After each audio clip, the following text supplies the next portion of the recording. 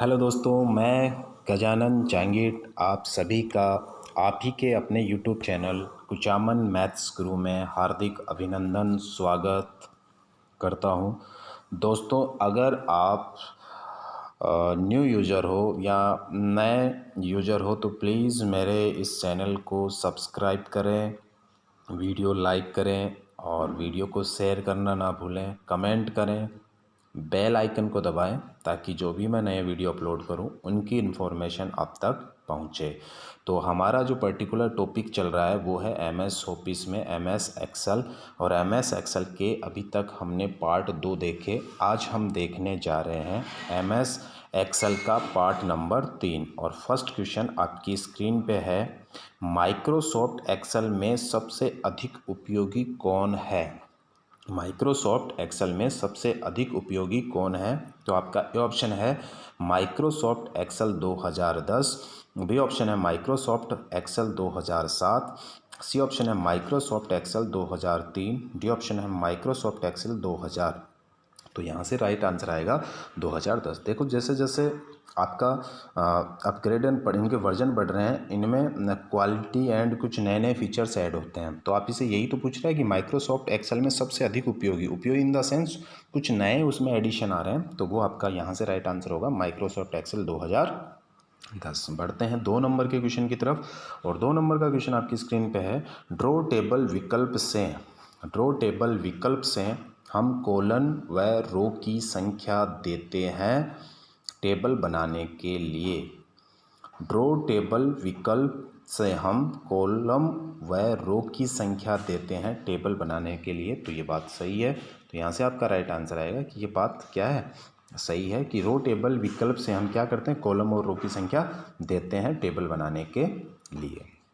ठीक है, बढ़ते हैं 3 नंबर के क्वेश्चन की तरफ, और 3 नंबर का क्वेश्चन आपकी स्क्रीन पे इस प्रकार है कि एम एस एक्सेल एक स्प्रेडशीट प्रोग्राम है। एम एस एक्सेल एक स्प्रेडशीट प्रोग्राम है। तो मैं पहले ही तुम्हें बता चुका हूँ कि जो अकाउंटिंग से रिलेटेड जो सॉफ्टवेयर होता है उन्हें स्प्रेडशीट प्रोग्राम कहते हैं।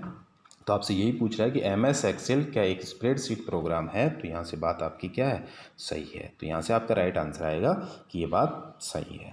बढ़ते हैं 4 नंबर के क्वेश्चन की तरफ, और 4 नंबर का क्वेश्चन दोस्तों आपकी स्क्रीन पे इस प्रकार है कि स्लाइड शो एक्सेल में प्रयोग होता है। स्लाइड शो एक्सेल में प्रयोग सही होता है, तो क्या बात सही है या गलत? तो ये गलत बात है। स्लाइड शो एक्सेल में प्रयोग नहीं होता। स्लाइड शो आपकी माइक्रोसॉफ्ट पावर पॉइंट में होता है। किस में होता है? माइक्रोसॉफ्ट पावर पॉइंट के अंदर यूज में होता है स्लाइड शो, इसमें यूज नहीं होता। तो ये बात गलत है। तो यहाँ से आंसर आएगा हमारा बी। बढ़ते हैं 5 नंबर के क्वेश्चन की तरफ, और 5 नंबर का क्वेश्चन आपकी स्क्रीन पे इस प्रकार है, माइक्रोसॉफ्ट एक्सेल में कितनी रो होती है? माइक्रोसॉफ्ट एक्सेल में कितनी रो होती है? तो A option 75,536, B option 65,536, C option 56,563, D option इनमें से कोई नहीं। तो यहाँ से राइट आंसर आएगा 65,536। क्या होती है?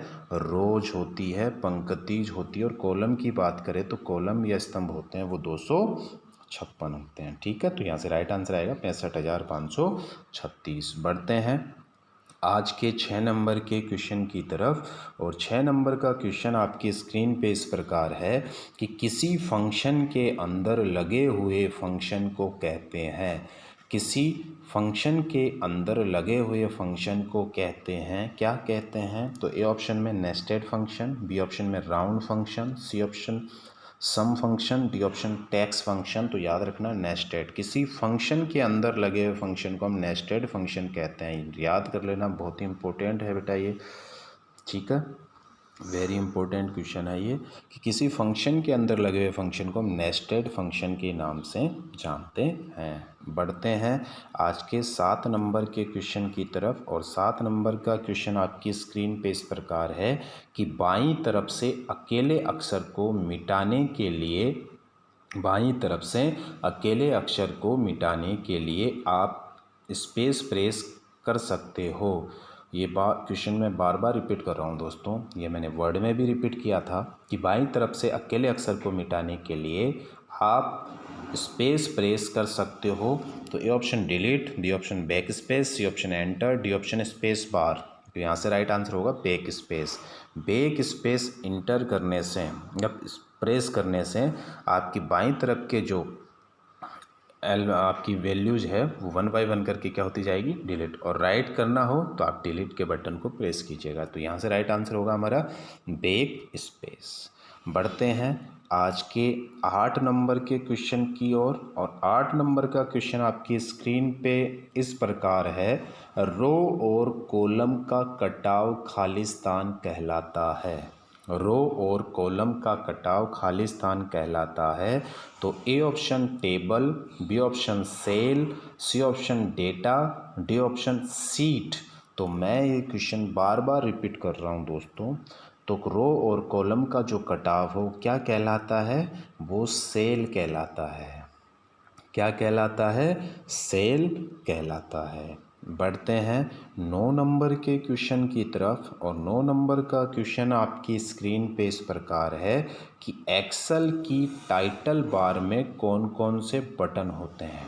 एक्सेल की टाइटल बार में कौन कौन से बटन होते हैं। तो A option maximise, B option minimise, C option open, D option A और बी दोनों। तो याद रखना दोस्तों, ए और बी दोनों। जो ऊपर ही ऊपर टाइटल बार होता है वहाँ पे आपको याद होगा क्लोज का भी होता है, मिनिमाइज का भी होता है और मैक्सिमाइज के तीनों बटन होते हैं। तो यहाँ क्लोज तो नहीं था, ओपन था, तो ये गलत हो गया। तो यहाँ से ये और ये दोनों थे, तो हमारा राइट आंसर हो गया वो डी हो गया। तो कोई भी आपसे पूछे कि एक्सेल की टाइटल बार में कौन कौन से बटन होते हैं, तो आपको याद रखना है मिनिमाइज भी होता है और मैक्सिमाइज भी होता है। तो ए और बी दोनों हमारे आंसर यहाँ से हो जाएंगे। बढ़ते हैं 10 नंबर के क्वेश्चन की तरफ। और 10 नंबर का क्वेश्चन आपकी स्क्रीन पे इस प्रकार है कि एक्सेल में कौन सी क्षमता नहीं है। एक्सेल में कौन सी क्षमता नहीं है। तो A option function, B option copy and move, C option graph. यानी आपसे पूछ रहा है कि एक्सेल में कौन सी क्षमता नहीं है। तो function A option, B option copy और मूव, सी ऑप्शन ग्राफ। तो मैं अगर कैपेसिटी की बात करूं तो हम फंक्शन भी क्रिएट कर सकते हैं, कॉपी और मूव भी कर सकते हैं, तो ग्राफ भी बना सकते हैं। तो यहाँ से हमारा राइट आंसर होगा इनमें से कोई नहीं। ठीक है, राइट आंसर क्या होगा, इनमें से कोई नहीं। बढ़ते हैं आज के 11 नंबर के क्वेश्चन की तरफ। और 11 नंबर का क्वेश्चन आपकी स्क्रीन पे इस प्रकार है कि एक्सेल की प्रत्येक फाइल में कितनी सीट होती है। एक्सेल की प्रत्येक फाइल में कितनी सीट होती है। तो यहाँ से A option 10, B option 16, C option 256, D option इनमें से कोई नहीं। तो राइट आंसर होगा 256। याद रखना है दोस्तों, आपके एक्सेल की पर्टिकुलर जो फाइल होती है उसमें टोटल सीट आप 256 इंसर्ट कर सकते हो। और डिफ़ॉल्ट सीट जो होती है, याद रखना डिफ़ॉल्ट सीट, ठीक है, डिफ़ॉल्ट सीट 3 होती है। याद रखना मैक्सिमम 256 सीट हो सकती है। और डिफ़ॉल्ट अगर आप देखते हो तो ये आपने देखा होगा MS एक्सेल प्रारूप, तो यहाँ 3 सीट बनी हुई आती है। सीट नंबर या नाम भी आते हैं इसके, seat first, seat second, sit third. तो डिफ़ॉल्ट की अगर बात करें 3 और मैक्सिमम की बात करें कितनी सीट हो सकती है, तो 256 सीट। तो यहाँ से राइट आंसर आएगा 256। राइट आंसर क्या आएगा, 256। बढ़ते हैं आज के 12 नंबर के क्वेश्चन की तरफ। और 12 नंबर का क्वेश्चन आपकी स्क्रीन पे इस प्रकार है कि एक्सेल 2010 में एक अतिरिक्त मेन्यू कौन सा होता है। एक्सेल 2010 में एक अतिरिक्त मेन्यू कौन सा होता है। तो A option tools, B option file, C option data और डी ऑप्शन है आपका इनमें से कोई नहीं। एक्सेल 2010 में एक अतिरिक्त मेन्यू कौन सा होता है। तो अतिरिक्त मेन्यू जो था हमारा वो था दोस्तों आपका, और वो था फाइल। कौन सा था, फाइल। पहले इसकी जगह चलता था ऑफिस बटन, उसकी जगह ये हट के क्या आ गई, फाइल आ गई। तो आपका राइट आंसर होगा दोस्तों वो क्या होगा, बी ऑप्शन होगा। बढ़ते हैं आज के 13 नंबर के क्वेश्चन की तरफ। और 13 नंबर का क्वेश्चन आपकी स्क्रीन पर इस प्रकार है कि सेल पॉइंटर को अगली सीट पर ले जाने के लिए कौन सी शॉर्ट की होती है। सेल पॉइंटर को अगली सीट पर ले जाने के लिए कौन सी सीट शॉर्टकट होती है। तो A option right arrow, B option alt plus page down, C option control plus page down, D option control plus home. तो यहाँ याद रखना कि सेल पॉइंटर को अगली सीट पर ले जाने के लिए जो शॉर्टकट होती है वो होती है कंट्रोल प्लस पेज डाउन। बढ़ते हैं 14 नंबर के क्वेश्चन की तरफ। और 14 नंबर का क्वेश्चन आपकी स्क्रीन पे इस प्रकार है कि खालिस्तान डेटा का दृष्टिगत रिप्रेजेंटेशन है जो सूचना को समझने के लिए आसान और आकर्षित तरीके से प्रतिपादित करता है। खालिस्तान डेटा का एक दृष्टिगत रिप्रेजेंटेशन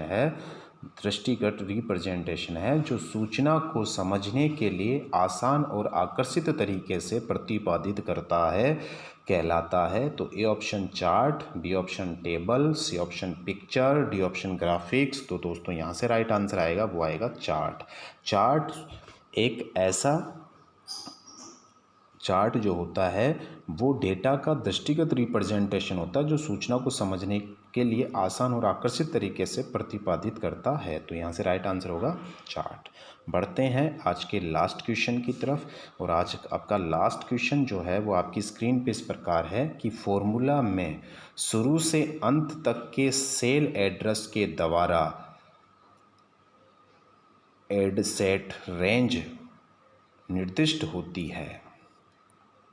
एडसेट रेंज निर्दिष्ट होती है और इसे खालिस्तान द्वारा पृथक करते हैं। प्रश्न था फॉर्मूला में शुरू के अंत तक सेल एड्रेस के द्वारा एडसेट रेंज निर्दिष्ट होती है और इसे खालिस्तान द्वारा पृथक किया जाता है। मैं आपको समझाता हूँ। जैसे आपसे बात कर रहे हैं, ये आपके ये सेल है, आपको इस पूरे सेल का जो ऐड है 1 2 3 4 यहाँ चाहिए, तो वो आपसे यही पूछ रहा है कि द्वारा एजेड रेंज निर्दिष्ट होती है, इसके द्वारा पृथक करते हैं। तो इस किसके द्वारा पृथक करते हैं? तो A option semicolon, B option comma, C option full stop, D option colon. तो उसे कोलन के द्वारा पृथक करते हैं।